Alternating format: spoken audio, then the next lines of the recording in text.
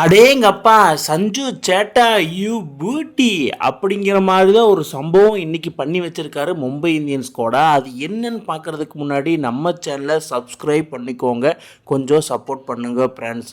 அதாவது சஞ்சு சேட்டா இன்னைக்கு வான்கடே ஒரு காதல் கதை அப்படிங்கிற மாதிரி மீண்டும் ப்ரூவ் பண்ணியிருக்காரு. இதே ஸ்டேடியத்தில் தான் இங்கிலாந்துக்கு எதிராக செமிஃபைனலில் வான்கடே ஸ்டேடியத்தில் ஒரு 89 அடிச்சிருந்தாரு.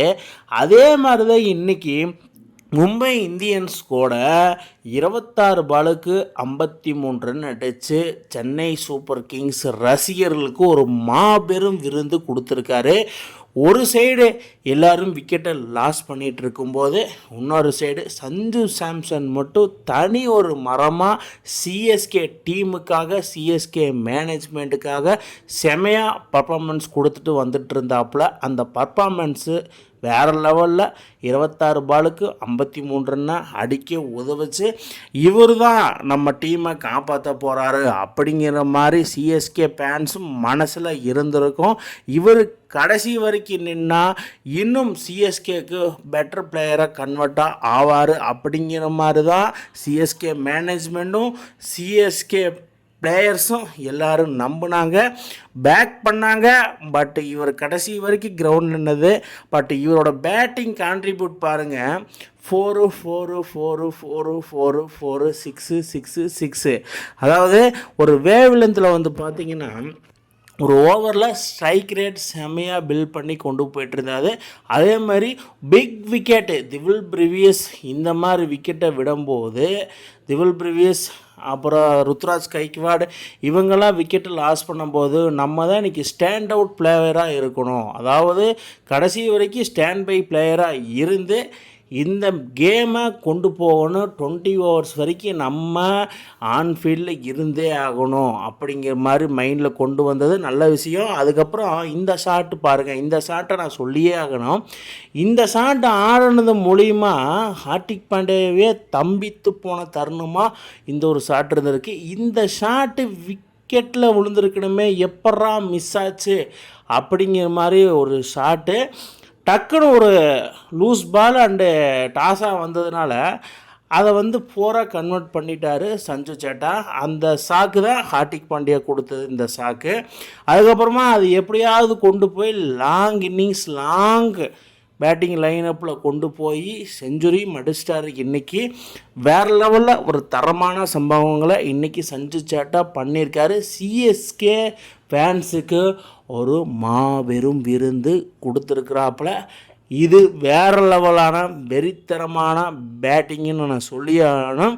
ஏன்னா இவர் இந்த மாதிரி ஃபார்முக்கு வருது சிஎஸ்கே டீமுக்கும் இந்தியன் டீமுக்கும் வேறு லெவலில் ஒரு பொக்கிஷமாக திகழ்கிறாப்பில் சஞ்சு சேட்டா அப்படிங்கிற மாதிரி தான் இருந்திருக்கு.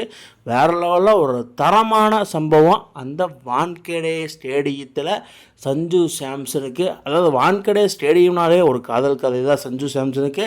டெல்லியில் இருக்கும்போதும் சரி, ராஜஸ்தானில் இருக்கும்போதும் சரி, இப்போ சென்னையில் இருக்கும்போதும் சரி செஞ்சுரி போட்டிருக்காப்புல வான்கடே ஸ்டேடியத்தில். எப்போ நைட்டு 2 மணிக்கு வான்கடே ஸ்டேடியத்தில் போய் 6 அடிக்க சொன்னாலும் சஞ்சு சேட்டா இறங்கி களத்தில் இறங்கி யார் போட்டாலும் 6 அடிப்பார். பட் அவருக்கு அந்த டேலண்ட்டு இருக்குது கன்ஃபார்ம் அப்படிங்கிற மாதிரி நான் சொல்லுவேன். ஏன்னா குட் பேட்டிங் விக்கெட் கார்டு லென்த்தில் வரும். பிளாக் சாயில் விக்கெட் இல்லை, ரெட் சாயில் விக்கெட்டு. ஸோ அதனால் டீசெண்டாக ஆடுவார். அது நம்ம எல்லாத்துக்குமே தெரியும். செம பர்ஃபார்மன்ஸை வெளிப்படுத்திருக்காப்புல.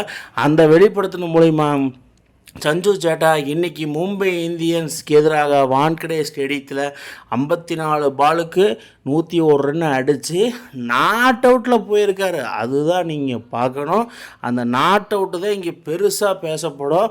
ஒரு விக்கெட் கீப்பர் லெவலில் ஒரு பேட்டிங்கே ஓப்பனராக இறங்கி 20 ஓவர் ஆன்ஃபீல்டாக உள்ளே நின்று 54 பாலுக்கு 101 ரன் செஞ்சுரியும் போட்டு அதுக்கப்புறமா 20 ஓவர் ஆன்ஃபீல்டில் விக்கெட் கீப்பிங்கும் பண்ணோம்.